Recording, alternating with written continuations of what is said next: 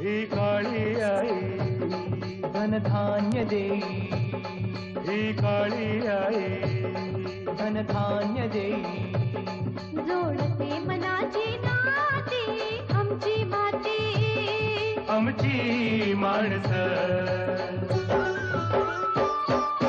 आमची माती, आमची माणसं, आमची माती, आमची माणसं, आमची माती, आमची माणसं, आमची माती, आमची माणसं.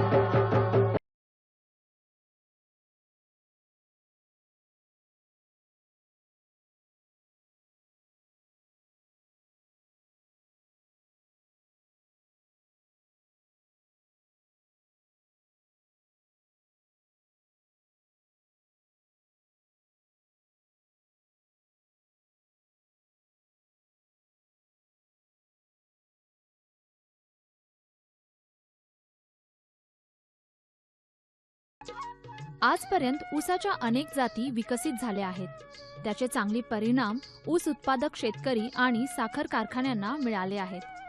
साखर कारखान्यांना अधिक साखर उतारा देणाऱ्या आणि गाळपासाठी लवकर तयार होणाऱ्या जाती हव्या असतात, तर शेतकऱ्यांना ऊसाचं जास्त उत्पन्न देणारी जात हवी असते.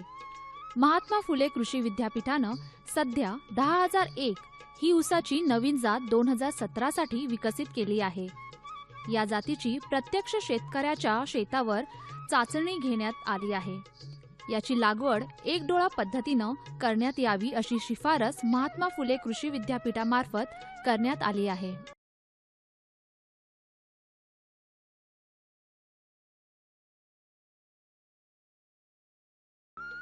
शेतकरी मित्रांनो, महात्मा फुले कृषी विद्यापीठाने ऊसामध्ये 10,001 हा नवीन वाण विकसित केलेला आहे. हा मागील वर्षी पूर्वप्रसारित केलेला आहे आणि 2017 मध्ये आपण तो प्रसारित करत आहोत. ह्या वाणाचे जास्तीत जास्त विस्तार व्हावा, शेतकऱ्यांच्या प्रत्येक शेतात जावं यासाठी आपण प्रगतशील शेतकऱ्यांच्या शेतावर ह्या वाणाची ट्रायल घेतलेली आहे. आपण त्याच्यानंतर प्रशिक्षण घेऊन हा वाण कसा याची लागवड करायची या संदर्भात सुद्धा आपण प्रशिक्षण शेतकऱ्यांना दिलेले आहे. हा 10,001 वाण हे ऑक्टोबर, नोव्हेंबर, डिसेंबरसाठी लागवडीसाठी आपण हा प्रसारित केलेला आहे. शेतकरी मित्रांनी ह्या वाणाची लागवड जर आपल्या शेतात केली तर हा वाण 10 ते 12 महिन्यात परिपक्व होतो. 10 महिन्यानंतरच याच्यात साखर उतारा जास्त प्रमाणात येतो. म्हणून हा कारखान्यांच्या सुद्धा पसंतीला हा वाण उतरलेला आहे. म्हणून शेतकरी मित्रांनी ह्या वाणाची लागवड जास्तीत जास्त आपल्या शेतावर करावी.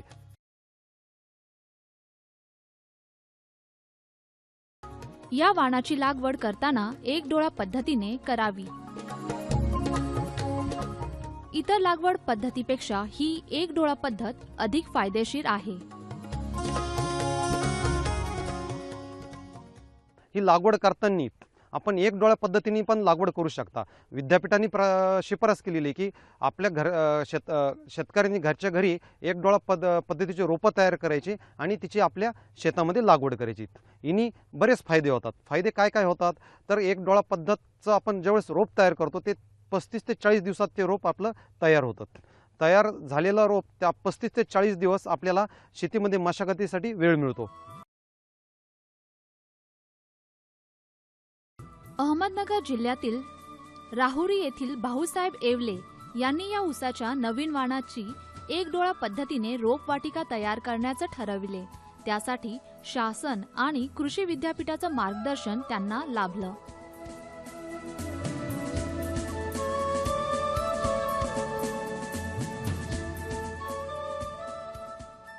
राहुरीमध्ये महात्मा फुले कृषी विद्यापीठ आहे आणि शासन कृषी विभाग यांच्या वतीने आम्ही इथे एक प्रशिक्षण वर्ग सुद्धा ठेवला होता. अशा तऱ्हेने ऊसाची शेती फायदेशीर करण्यासाठी अत्यंत कमी खर्चात त्यांनी ऊस रोपवाटिका तयार केली. या ठिकाणी ट्राय फार्म आम्ही सुरू केलेला आहे आणि फायदेशीर शेतीचं टेक्निक आम्ही या माध्यमातून पुढे आणतो आहोत. तर आपण बघतो की शेतीमध्ये ऊस शेती करत असताना त्या ठिकाणी आपल्याला अनेक खर्च मोठ्या प्रमाणात करावा लागतो आणि आपण अलीकडे शेतकऱ्यांनी शेतीमध्ये शेती करताना ऊसाचं पीक घेताना त्या ठिकाणी कमीत कमी खर्चात जास्त उत्पादन आलं पाहिजे, त्यासाठी आम्ही रोपवाटिका करायचं ठरवलं.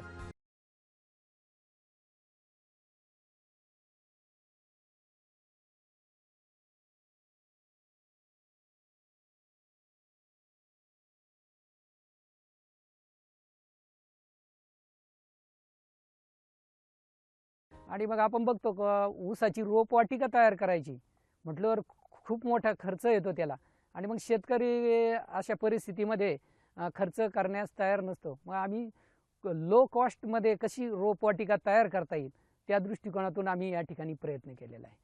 त्या ठिकाणी काय केलं की आम्ही बांधावर जे बुचाची झाडं होते त्याच्या काठ्या काढल्या, आणि त्या काठ्या काढून या ठिकाणी पहिल्यांदा घराच्या शेजारी आम्ही कांद्याचं जे शेड होतं त्याला नेट होतं, तर ते नेट आणलं. आपल्याला जमतं का रोपवाटिका रोप तयार करायला, किती खर्च येतो, तर मग त्यामध्ये आम्ही रोप तयार केली. तर सुरुवातीला 1000 रोपं तयार केली. त्यानंतर मग आपल्याला वाटलं की आपण याच्यातून आणखीन सुद्धा रोपं तयार करू शकतो. मग दुसरं शेड बांधलं, त्याला सुद्धा बुचाच्या काठ्याचाच वापर केला, आणि मग त्यामध्ये आपण 8000 रोपं केली. त्याच्यानंतर पुन्हा ते शेड कमी पडलं, पुन्हा दुसऱ्या ठिकाणी ते त्याला वाढवलं, आणि मग असं करून आपण 8500 रुपयामध्ये आपण शेड तयार केलं. एक डोळा पद्धतीने ऊसाची लागवड केल्याने परंपरागत ऊसकांडी तयार करणं, ती लावणं, भरणी, उतरणी, वाहतूक या खर्चाला बगल देऊन खर्चात कपात करता येते. एक डोळा पद्धतीमध्ये एकरी रोपांची संख्या अधिक मिळते. रोपवाटिकेत रोप तयार होत असताना रोपांची वाढ एकसंग होते आणि समान रिकव्हरीचा ऊस शेतकऱ्यांना घेता येतो.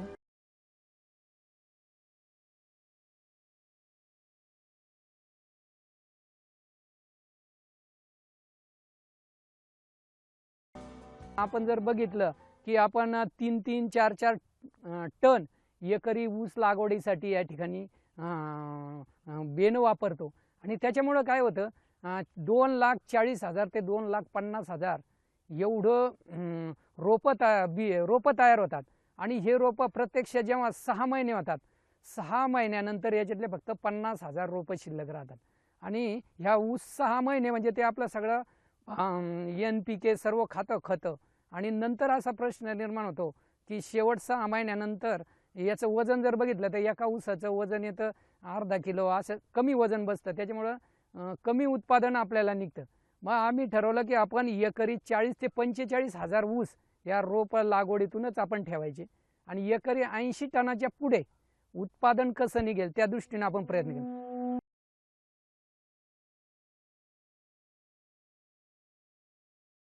आता ही एक डोळा पद्धतीने ऊसाची रोपं नेमकी कशी करतात याविषयी प्रात्यक्षिक पाहूया.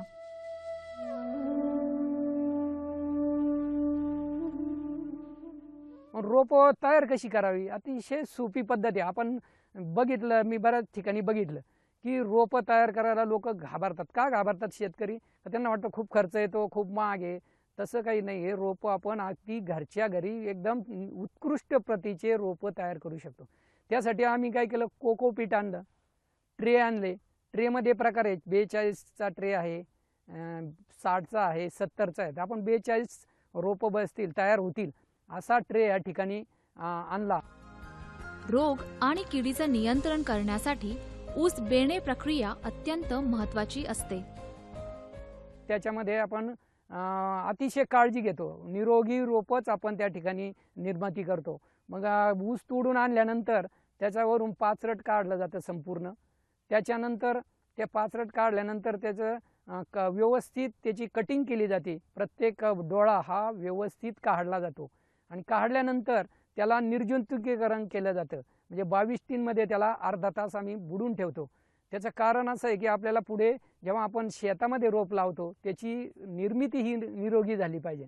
आता हे बियाण्यापासून रोप एक डोळा पद्धतीपासून रोप तयार करताना एक डोळाचे काप घ्यायचे, शार्प काप घ्यायचे. काप घेतल्यानंतर ते एका द्रावणात बुडवायचे. ते द्रावण म्हणजे मॅलाथिओन आणि कार्बन एन्झाईम 300 मिली मॅलोथेन 100 लिटर पाण्यामध्ये आणि 100 ग्रॅम कार्बन डायझाईम याचं द्रावण तयार करायचं. याच्यात 5 मिनटं ते बियाणं बुडवायचं. त्यानंतर मग आपल्याला नत्राची आणि स्फुरदाची बचत करण्यासाठी आपण 10 किलो ॲसिटोबॅक्टर आणि 1.25 किलो PSB म्हणजे स्फुरद विरघळणे जीवाणूचं एक 100 लिटरचं द्रावण करायचं आणि त्याच्यात 30 मिनटं हे बियाणं बुडवायचं. आणि त्यानंतर ह्या बियाण्याची लागवड आपण कोकोपीटमध्ये करायची. या कोकोपीटमध्ये लागवड केल्यानंतर 30 ते 35 दिवसात आपलं निरोगी रोप हे 35 ते 40 दिवसात निरोगी रोप हे तयार होतात. ऊसाचा डोळा योग्य रीतीनं कटिंग करून तो कोकोपीट असलेल्या पॉलिट्रेमध्ये ठेवला जातो आणि असे ट्रे एकावर एक रचून त्याचं तापमान वाढवलं जातं, जेणेकरून त्याची उगवण अंकुरणं लवकर होतं.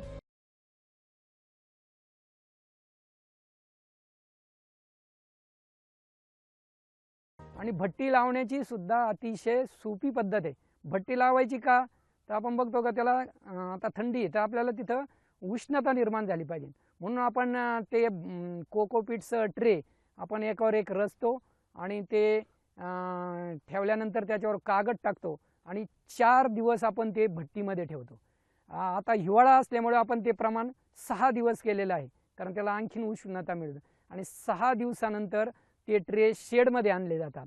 शेडमध्ये आणल्यानंतर त्या ठिकाणी त्याची उगवण चांगल्या प्रकारे होते.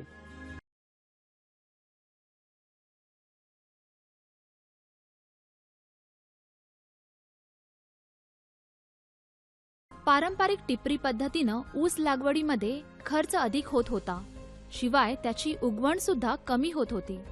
पण एक डोळा पद्धतीमुळे लागवड खर्चात कपात झाली, पाणी आणि मजुरीचा खर्च वाचला आणि एक डोळा पद्धतीमुळे जवळजवळ 99% रोपांची संख्या मिळाली. कारण शेतकऱ्याच्या बऱ्याच दिवसापासून शेतकरी टिपरे पद्धतीने लागवड करतात. लागवड करताना त्या ठिकाणी बरेच टिपरं हे जमिनी जर प्रकारानुसार जर काळी जमीन असेल तर खोल जातात, उगवण क्षमता चांगली होत नाही.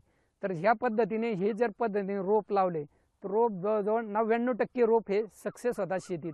आणि नंतर मग काय 1-2% रोप हे आपण परत लागवड करता येते. आपण जर टिपऱ्या पद्धतीने जर शेतात लागवड केली तर त्या टिपऱ्यांच्या जोपासण्यासाठी जो काय वेळ लागतो, पाणी खर्चिक होतं, हे सगळं वाचतं. त्यानंतर आपल्याकडं निरोगी रोपांची निर्मिती होती. याचबरोबर कीटकनाशक, बुरशीनाशकावर होणारा खर्च सुद्धा याच्यात वाचतो. सुधारित आणि दर्जेदार अशा 10,001 या ऊसाची लागवड आपण केली तर या ऊसापासून साखरेचा उताराही चांगला मिळतो.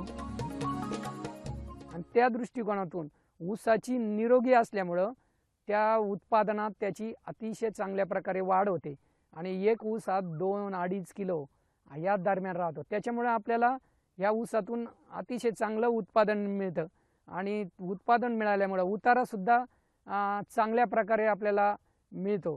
त्याच्यामुळे शेतकरी बांधव आता रोपं तयार करावी घरात. प्रत्येक गावामध्ये एक रोपवाटिका असावी. सर्व शेतकऱ्यांना रोपवाटिका करणं शक्य नसलं तरी एका गावात जर एक रोपवाटिका तयार झाली तर त्या परिसरामध्ये ते रोपं जातील आणि साखरेचं उत्पादन वाढेल. आपण बघितलं तर महाराष्ट्रामध्ये जे ऊसाचं उत्पादन आहे ते फक्त 25 टन एकरी आहे आणि ते जर आपल्याला दुपटीने वाढायचं असेल, 50 टनाच्या पुढे न्यायचं असेल तर आपल्याला ह्या रोपवाटिकामध्ये तयार केलेली रोपच ही आपण वापरली पाहिजे. आणि महत्त्वाचा मुद्दा म्हणजे की आपण सुधारित ऊसाची लागवड केली पाहिजे. पूर्वी 265 हा ऊस अतिशय चांगल्या प्रकारे शेतकऱ्यांना ॲव्हरेज देत होता, परंतु 265चा उतारा जर बघितला तर आपण कमी. मग महात्मा फुले कृषी विद्यापीठाने असं केलं की 265 आणि 602 यांचा क्रॉस केला आणि हे क्रॉस करून याच्यापासून ऊसाची निर्मिती केली. आणि मग हे जे 10,001 वाण आहे ऊसाचा नवीन आता मागच्या वर्षी प्रसारित झाला, याचं वैशिष्ट्य आहे की हा खाऱ्या पाण्यावर येतो, गोड्या पाण्यावर येतो, दोन्ही पाण्यावर येतो आणि याचं उत्पादन 265 पेक्षा काही प्रमाणात जास्त आहे. आणि विशेष म्हणजे याचा खोडवा या ऊसाचा अतिशय चांगला येतो आणि हा ऊस पोकळ असल्यामुळे तुम्ही पुढे जनावरांचा चारा म्हणून सुद्धा त्याचा काही शेतकरी उपयोग करू शकतील.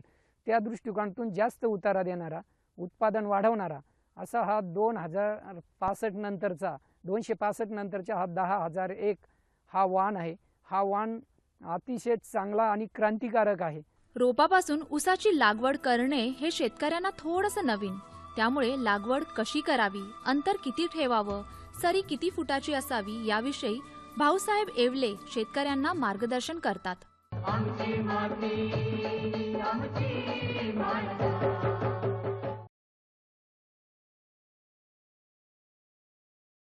रोपापासून ऊसाची लागवड करणे हे शेतकऱ्यांना थोडंसं नवीन. त्यामुळे लागवड कशी करावी, अंतर किती ठेवावं, सरी किती फुटाची असावी याविषयी भाऊसाहेब येवले शेतकऱ्यांना मार्गदर्शन करतात. तर शेतकरी बांधवांनो, सगळ्यात महत्त्वाचं आहे म्हणजे शेतकऱ्यांना मार्गदर्शन होणं हे अतिशय महत्त्वाचं आहे. शेतकरी इथं येतात आणि बघतात, त्यांना आश्चर्य वाटतं पारा की एवढं साध्या पद्धतीने शेड केलं आणि इतकी दर्जेदार रोपं तयार होतात. त्यांना खूप आश्चर्य वाटतं आणि मग ते शेतकऱ्यांना आपण मार्गदर्शन करतो. कारण सर्वात महत्त्वाचे म्हणजे मार्गदर्शन. कारण रोपापासून लागवड करणं हे शेतकऱ्यांना नवीन प्रकार आहे तसा. आणि मग शेतकरी बघतात, मग शेतकऱ्यांच्या शंका असतात की लागवड किती फुटावर करावा. तर आम्ही सांगत असतो की तुम्ही 3 फुटावर ऊसाची लागवड करू नका. 3 फुटाची सरीच पाडू नका. सरी ही 4.5 फुटापेक्षा जास्त पाडा. 4.5, 5, 6 फुटाची सरी घ्या आणि त्याच्यामध्ये तुम्ही करताना 2-2 फुटावर एक टिपरं करायची. पद्धत फार सोपी आहे लागवड करायची. पुरुष किंवा महिलांच्या हातात 2-2 फुटाच्या काठ्या द्यायच्या. काठ्या दिल्या का त्यांना सरळ लागवड करायला लावायची. पुढं खांदायचं थोडं, किंवा वल्यात जर करायची असेल पाणी देऊन तर आपण जसा कांदा लावतो तशी लावा. आणि जर वल्यात नसेल करायची, ड्रीप असेल, तर मग तुम्ही त्या ठिकाणी खड्डा घ्यायचं. आपण जसं पीठ दाबतो खाली तसं रोप दाबाव. कारण रोपाला हवा जायला नको, रोप खराब व्हायला नको, म्हणून व्यवस्थित एकाडाने दाबा आणि बरोबर 2-2 फुटांनी सरळ लावीत चला. एकदम लाईनिंगमध्ये पीक येतं आणि लाईनिंगमध्ये आल्यामुळं आणि आपल्याला जर त्याच्यातलं काही वाया गेला एखादं रोप तर आपल्याला परत तिथे ते रोपात पुनर्लागवड त्याची करता येते. त्या दृष्टिकोनातून आम्ही माहिती देतो.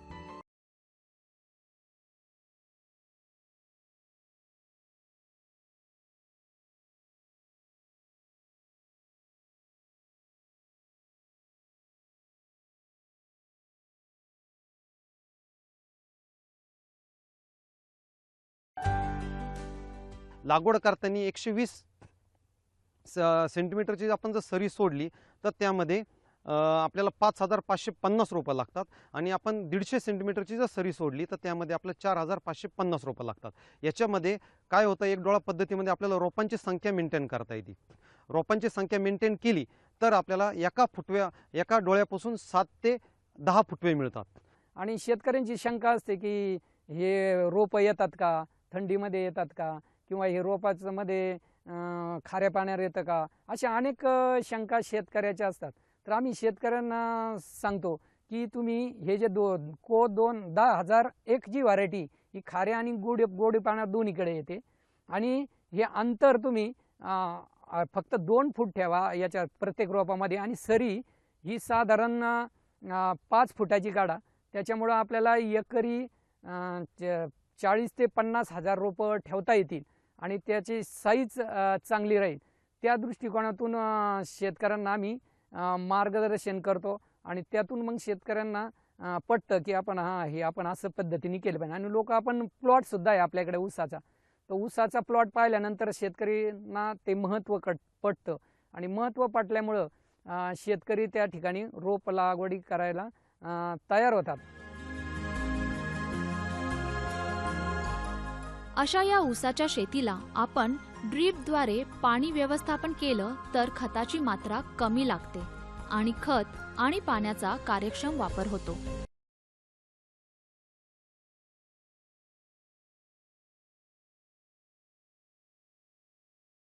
माझी विनंती शेतकऱ्यांना की आपण ड्रीप करावं.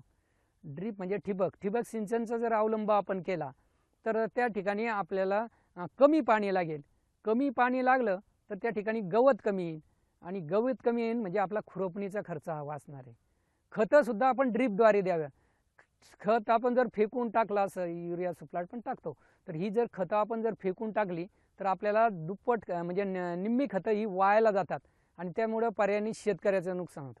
त्याच्यापेक्षा ड्रीपमधून जर खतं सोडली तर डायरेक्ट मुळाला ती खतं जातात, मुळं चांगले वाढतात, मग चांगल्या प्रकारे वाढ होते. आणि ह्या रोपवाटिका केल्या रोपाच्या पद्धतीने लागवड केल्यामुळे जमिनीला सूर्यप्रकाश मिळतो, ऊसाला सूर्यप्रकाश मिळतो आणि उत्पादनात वृद्धी होण्याची त्या ठिकाणी शक्यता वाढते. महात्मा फुले कृषी विद्यापीठानं विकसित केलेला हा ऊसाचा 10,001 हा वाण आपण लागवडीसाठी वापरला तर नक्कीच आपल्याला ऊस शेतीचं उत्पादन वाढेल यात शंका नाही.